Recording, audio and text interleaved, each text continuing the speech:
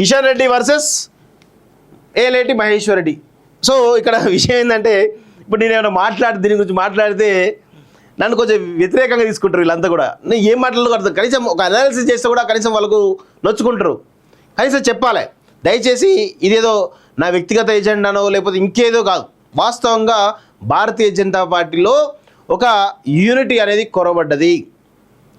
క్యాడర్కి దిశానిర్దేశం చేసేటువంటి వ్యవస్థ నాయకత్వం లేదు అనేది చాలా స్పష్టంగా అర్థమవుతోంది. ఈరోజు నేను మహేశ్వర్ రెడ్డి గారికి ఒకటే చెప్తాను, మెగా కృష్ణారెడ్డి మీరు టార్గెట్ చేస్తూ ఉన్నారు కదా, మరి వివిధ రాష్ట్రాల్లో మెగాకు సంబంధించినటువంటి మీ బీజేపీ పాలిత రాష్ట్రాల్లో మెగా అనేకమైనటువంటి ప్రాజెక్టులు ఇస్తూ ఉంది. మీరు ఎలా చెప్తారు ఆ కంపెనీ బ్యాన్ చేయమని? నిజంగా ఒక బ్యాన్ చేయాలి, నిజంగా చర్యలు తీసుకోవాలనుకుంటే కేంద్రంలో మీ ప్రభుత్వం ఉంది, మరి సిబిఐ ఎంక్వైరీ చేయండి. సుంకిశాల పైన కానీ ఇంకా మిగతా ఏదైతే కాళేశ్వరం పంప్ హౌస్ ఒకటి ఉంది, లక్ష్మీ పంప్ ఏదో పంప్ హౌస్ ఉంది, దానిపైన కూడా మరి సిబిఐ ఎంక్వైరీ వేయండి. అదేవిధంగా ఆయన పైన కంప్లీట్గా ఐటీ రైట్స్ అయిపోయాయండి. చూద్దాం, మెగా కృష్ణారెడ్డి పైన ఐటీ రైట్స్ అయిపోయండి. అని ఇప్పటివరకు ఏ ప్రాజెక్టులు కట్టిండు, ఏ ప్రాజెక్టులో ఏమైంది, ఆ ఫైనాన్షియల్ ట్రాన్సాక్షన్ ఏంది, ఆ కథ ఏంది, కార్ఖానా ఏంది, వాళ్ళ భార్య ఆ రోజు ఖర్చు పెడితే ఖర్చు ఎంత, ఇవన్నీ కూడా ఒక్కసారి మీరు చూపేయండి, అదే తెలుస్తుంది. మరి ఆ చిత్తశుద్ధి మీ దగ్గర లేదు. మీరే కాంగ్రెస్ ప్రభుత్వం, రాష్ట్రంలో కాంగ్రెస్ ప్రభుత్వం ఉంది. సరే, కాంగ్రెస్ ప్రభుత్వం మెగాతోటి కుమ్మక్కైంది అనుకుందాం, మరి మీరేం చేస్తూ ఉన్నారు? మీరు సిబిఐ ఎంక్వైరీ, మీ చేతిలో సిబిఐ ఉంది కదా, కేంద్ర ప్రభుత్వం దగ్గర సిబిఐ ఉంది కదా, మీరు ఎందుకు కేంద్రం మీద ఎందుకు ఒత్తిడి చేయట్లేదు? మీరు ఆ పార్టీకి సంబంధించినటువంటి ఎమ్మెల్యే, అదేవిధంగా ఎల్పీ నాయకుడు, లెజిస్లేటివ్ పార్టీ అధ్యక్షుడు, మీరు నాయకుడు. సో మీకు అక్కడ కేంద్రానికి వెళ్ళి సిబిఐ కంప్లైంట్ ఇచ్చేటువంటి ఆస్కారం ఉంటుంది కదా, చేయొచ్చు కదా, చేయరు వీళ్ళు. అటు కేంద్ర నాయకత్వం ఏమో మెగానే ఏమొద్దని వీళ్ళకి ఆదేశాలు వస్తాయి, వీళ్ళేమో ఆ ఆదేశాలు పక్కన పెట్టి అటు సుంకిశాలకు అటు అన్నిటికీ వ్యతిరేకంగా పోతూ ఉంటారు. ఇలాంటి పరిస్థితులే భారతీయ జనతా పార్టీలో నాయకత్వం ఏమి కొరబడ్డది, ఆ సమన్వయ లోపం కొరబడ్డది. కాబట్టి ఇలాంటి ఇష్యూస్ వస్తూ ఉన్నాయి. డి అంటే డి, రెండు వర్గాలుగా ఎమ్మెల్యేలు, ఏలేటి వెంట కొందరు, కిషన్ రెడ్డి వెంట ఇంకొందరు.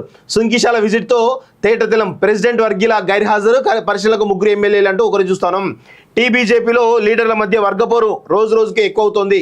పార్టీ నడిపించేందుకు జోడెద్దులాగా కలిసి వెళ్లాల్సిన వారే ఆధిపత్య పోరు కొనసాగిస్తున్నారు. BJP state president versus BJP అన్నట్టుగా పరిస్థితి మారింది. బీజేపీ రాష్ట్ర అధ్యక్షుడు, బీజేపీ నేత ఇద్దరు డి అంటే డి అని తలపడుతున్నట్టుగా ఆ పార్టీలో చర్చ జరుగుతోంది. రెండు వర్గాలుగా ఎమ్మెల్యేలు చీలిపోయారని చెప్పుకున్నారు.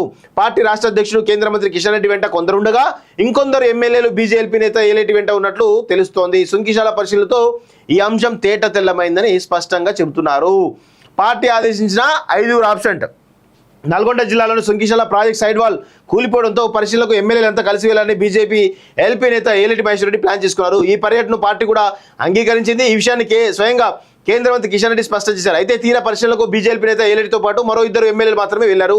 అందులో సిర్పూర్ ఎమ్మెల్యే పాల్వాయి హరీష్ బాబు, రామారావు పటేల్ ఉన్నారు. వారి వెంట ఉపాధ్యాయ ఎమ్మెల్సీ ఏవిఎన్ రెడ్డి సైతం ఉన్నారు. 5 ఎమ్మెల్యేలు గైర్హాజరయ్యారని వెళ్లని వారి జాబితాలో రాయాసింగ్, ధన్పాల్ సూర్యనారాయణ, పైడి రాకేష్ రెడ్డి, కాటిపల్లి వెంకటరామరెడ్డి, పాయల్ శంకర్ ఉన్నారు. పార్టీ ఆదేశించిన ఎల్పీ నేత వెంట 2 ఎమ్మెల్యేలు మాత్రమే వెళ్లడంతో పార్టీలో అంశంపై చర్చించుకున్నారు.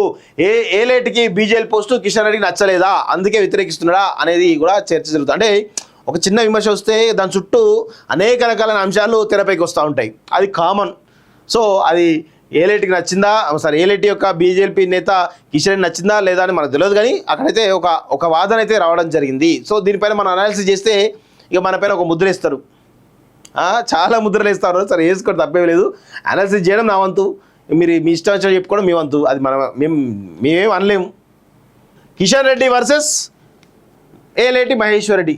సో ఇక్కడ విషయం ఏంటంటే, ఇప్పుడు నేను ఏమైనా దీని గురించి మాట్లాడితే నన్ను కొంచెం వ్యతిరేకంగా తీసుకుంటారు వీళ్ళంతా కూడా. నేను ఏం మాట్లాడకూడదు, కనీసం ఒక అనాలిసిస్ చేస్తే కూడా కనీసం వాళ్ళకు నొచ్చుకుంటారు. కనీసం చెప్పాలి, దయచేసి ఇదేదో నా వ్యక్తిగత ఎజెండానో లేకపోతే ఇంకేదో కాదు. వాస్తవంగా భారతీయ జనతా పార్టీలో ఒక యూనిటీ అనేది కొరబడ్డది.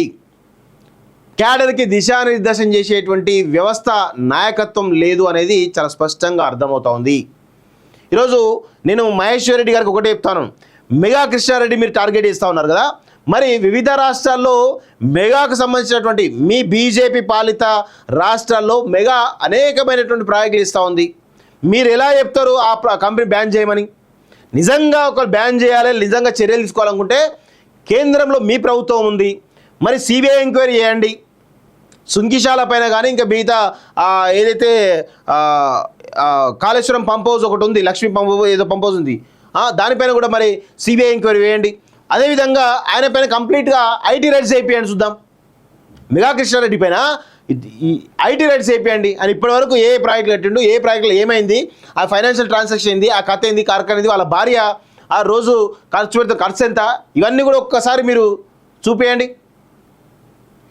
అదే తెలుస్తుంది. మరి ఆ చిత్తశుద్ధి మీ దగ్గర లేదు. మీరే కాంగ్రెస్ ప్రభుత్వం, రాష్ట్రంలో కాంగ్రెస్ ప్రభుత్వం ఉంది. సరే కాంగ్రెస్ ప్రభుత్వం మెగాతోటి కుమ్మక్కైంది అనుకుందాం, మరి మీరేం చేస్తూ ఉన్నారు? మీరు సిబిఐ ఎంక్వైరీ, మీ చేతిలో సిబిఐ ఉంది కదా, కేంద్ర ప్రభుత్వం దగ్గర సిబిఐ ఉంది కదా, మీరు ఎందుకు కేంద్రం మీద ఎందుకు ఒత్తిడి చేయట్లేదు? మీరు ఆ పార్టీ సంబంధించినటువంటి ఎమ్మెల్యే, అదేవిధంగా ఎల్పీ నాయకుడు, లెజిస్లేటివ్ పార్టీ అధ్యక్షుడు, మీరు నాయకుడు. సో మీకు అక్కడ కేంద్రానికి వెళ్ళి సిబిఐ కంప్లైంట్ ఇచ్చేటువంటి ఆస్కారం ఉంటుంది కదా, చేయొచ్చు కదా, చేయరు వీళ్ళు.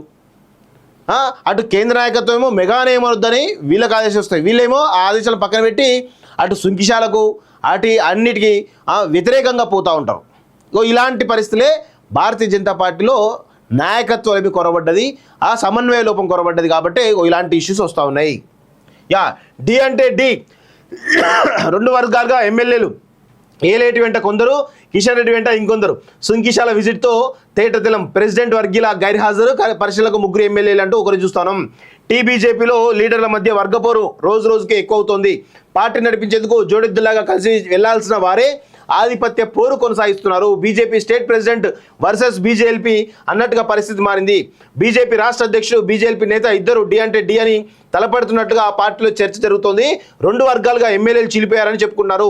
పార్టీ రాష్ట్ర అధ్యక్షుడు, కేంద్ర మంత్రి కిషన్ రెడ్డి వెంట కొందరు ఉండగా ఇంకొందరు ఎమ్మెల్యేలు బీజేపీ నేత ఏలేటి వెంట ఉన్నట్లు తెలుస్తోంది. సుంకిశాల పరిశీలనతో ఈ అంశం తేట తెల్లమైందని స్పష్టంగా చెబుతున్నారు. పార్టీ ఆదేశించిన 5 ఆబ్సెంట్.